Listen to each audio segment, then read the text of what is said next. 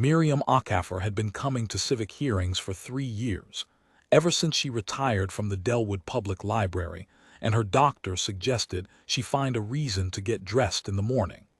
The Senior Civic Observation Program gave her a laminated badge, a seat in whatever public gallery would have her, and a notebook she filled with careful, spidery handwriting. She had watched zoning appeals and utility rate reviews, and once, a very dull 4-hour session about stormwater drainage coefficients. She had sat through a contentious school board budget hearing and a licensing dispute over a barber shop that had been operating without the correct ventilation permit for 9 years. She had never, until the morning of the 11th, watched a daughter try to protect her dead mother's name. The State Pharmacy Licensing Board met in a low-ceilinged hearing room on the 4th floor of the Caldwell Professional Regulation Building, in a row of identical rooms that smelled of industrial carpet and recirculated air. Miriam arrived 7 minutes early, chose a seat in the 3rd row of the public gallery, and uncapped her pen. The docket listed a single matter. In the matter of the estate of Celestine Adiz Okafor-Briggs, license number PH004471, respondent. Miriam noted the name.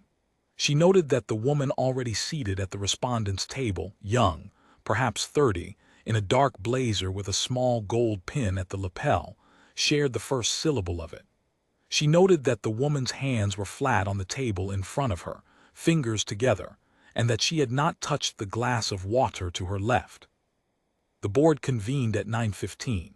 5 members in a row behind a long elevated table, the chair at the center. A compact man named Harlan Druitt, whose eyebrows did most of his communicating. To his left, the board's lead examining officer, Frederick Soames. Soames had the unhurried manner of someone accustomed to being the most important voice in any room he entered. He set a single manila folder on the table in front of him, opened it without haste, and began. "This referral," he said, "concerns a pattern of reckless dispensing errors attributed to the licensee Celestine Adiz Okafor-Briggs in the period preceding her death. The complaint, submitted by the Compliance Office of Vantara Pharmacy Group, alleges repeated instances of misfilled prescriptions, inadequate patient counseling records, and failure to maintain current continuing education credits. The board is asked to revoke the license standing retroactively and deny the estate's pending application for pharmacy transfer, on the grounds that the licensee's record does not meet the standards required for transfer eligibility." He said it the way a man reads a weather report. He said it as if the folder in front of him contained the whole of Celestine Okafor-Briggs, and the whole of her was unremarkable. Miriam wrote, "Vantara Pharmacy Group, note that name." The woman at the respondent's table did not move. She had been looking at a point just above Frederick Soames's left shoulder, not at him, not past him, but at a precise and deliberate spot that allowed her to hear every word without giving him the satisfaction of her eyes. Miriam noticed this. She had spent 31 years watching children learn to hold still in the face of something unfair, and she recognized the posture. It was not defeat. It was patience dressed as stone. The attorney beside the young woman, an older man, gray at the temples, who had introduced himself as counsel for the respondent estate, waited until Soames finished. Then he spoke with the careful quiet of someone who had measured his words before entering the room. "The respondent requests, before any vote is taken, that the board subpoena the complete automated dispensing system audit log for Okafor-Briggs Pharmacy, covering the entire period of licensee operation. The Vantara complaint relies on a summary allegation with no dispensing data attached. The board cannot make a findings-level determination without the primary record." Soames looked up from his folder. The complaint was submitted by a licensed compliance office and reviewed by this board's referral unit. The referral unit found it sufficient to proceed. "The referral unit," the attorney said, "reviewed the allegation. It did not review a single dispensing record. We are asking the board to look at the actual data before it acts." A pause. Soames folded his hands. The dispensing log for a pharmacy of that size would run to several thousand entries. Yes, the attorney said, it would.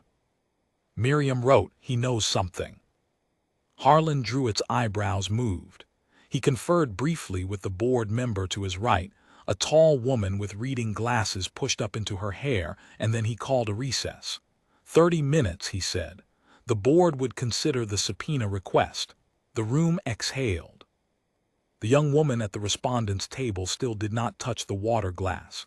She turned slightly in her chair, and for a moment she faced the gallery, and Miriam saw her face fully for the first time. She was not crying. She was not close to crying. Her jaw was set in a way that suggested she had made a decision sometime before this morning about what this room would and would not take from her. She turned back. She said something quiet to the attorney. He nodded once. Miriam looked at the Vantara compliance officer seated at the petitioner's table across the aisle, a man in his 40s who had not introduced himself, and then at the attorney beside him, who wore the particular expression of someone who had expected this to be over quickly and was recalibrating. The recess lasted 41 minutes. When the board returned, Druitt announced that the subpoena would issue. The automated dispensing system audit log for Acafer Briggs Pharmacy, the complete, unredacted, tamper-evident record generated by the pharmacy's own dispensing software and maintained in the state's licensed pharmacy data repository, would be produced by the repository's technical office. They would wait. Frederick Soames said nothing. He closed his folder. During the wait, the hearing room settled into the particular suspended quiet of people who have been told to stay in their seats while something important is being retrieved. The Vantara attorney checked his phone twice and put it away both times. The board members conferred in low voices behind their elevated table. The respondent's attorney opened a second folder and read from it steadily, pausing occasionally to make a note. The young woman at the respondent's table, who Miriam had by now begun to think of simply as the daughter, because that was the weight she was carrying, looked at the far wall. Miriam thought she saw her lips move, very slightly once, in the way of someone reciting something private. A number, perhaps, or a name. Miriam wrote, "The room is waiting." She is not. The log arrived at 11:40 in the form of a certified printout hand-delivered by a repository technician, who set it on the board's table, signed the chain of custody form, and left. It was thick, more than 200 pages, the technician had said, because the retention window captured 12 years of quarterly audits plus the complete dispensing event index for the full operational period. Druitt passed it to the board's administrative clerk, who began to page through it. The room was quiet enough that Miriam could hear the pages turn. The young woman watched the clerk the way a person watches a door they have been waiting a long time to open. The clerk looked up. She said something to Druitt in a voice too low for the gallery. Druitt looked at the first page, then the second. Then he set the document down with the deliberateness of a man who is choosing his next words carefully. "Mr. Soames," he said, "I'm going to read from this record." Soames straightened slightly. "The board is welcome to." "I'm going to read from it," Druitt said again, and the second time there was no room in it for anything else. What Druitt read into the record slowly, without commentary, in the flat reciting voice of a man who understood that the numbers did not need his help, was 34 years of a pharmacist's work. The automated dispensing system log for Acafer Briggs Pharmacy covered 11,219 dispensing days. It logged every prescription filled, every dosage verified, every patient counseling notation, every controlled substance count. It was timestamped to the second, generated by software that could not be edited after the fact, and maintained in a repository that had never been accessed by the estate or its counsel. Across 34 years, 0 dispensing errors flagged by the system, 0 misfill incidents in the pharmacy's incident report archive, continuing education credits logged and current through the licensee's final active year, patient counseling records complete and compliant for every audited quarter in the repository's 12-year retention window. Druitt set the document down. He looked at the petitioner's table. The Vantara compliance officer was looking at the table surface in front of him. The petitioner's attorney had his pen in his hand and was not writing. "Mr. Soames," Druitt said, "the referral before this board states, and I quote, a pattern of reckless dispensing errors attributed to the licensee. The dispensing log for this pharmacy contains no such pattern. It contains no errors of any kind. Can you tell the board what data source the Vantara Compliance Office used to support this allegation?" Soames said, after a moment, "The referral unit accepted the compliance summary as submitted." "I'm asking what data source.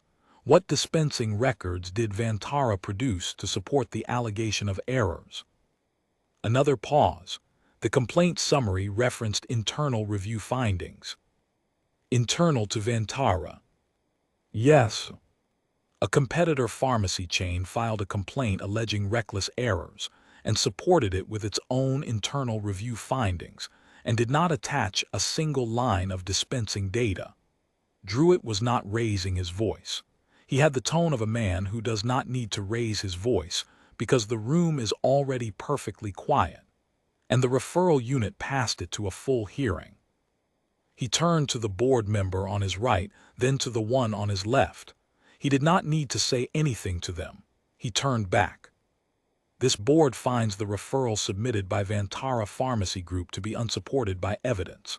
The motion to revoke the license standing of Celestina Dees Briggs, license number PH004471, is denied. The motion to block the pending estate pharmacy transfer is denied. The licensee's standing is confirmed as clean and in good order as of the date of her death. The transfer application will proceed through normal review." He paused. "The board further finds that the complaint as filed contains representations about the licensee's dispensing record that are directly contradicted by the primary data in the state's own repository. This finding will be transmitted to the State Bar's Office of Professional Responsibility for review of the conduct of petitioner's counsel." He looked briefly at the petitioner's attorney. The petitioner's attorney set down his pen. Miriam realized she had stopped writing. She looked at her notebook.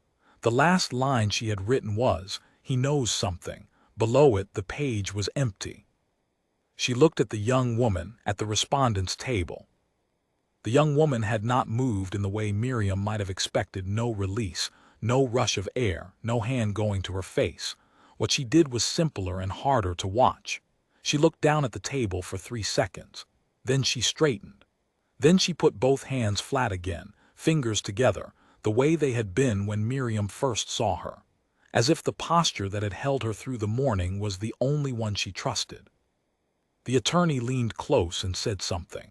She nodded once, the same nod Miriam had seen from him an hour earlier, and Miriam understood that this was the way they communicated, in nods that meant yes, exactly, I know, because they had both known the log would say what it said, and they had come to this room not to discover the truth, but to make the room hear it.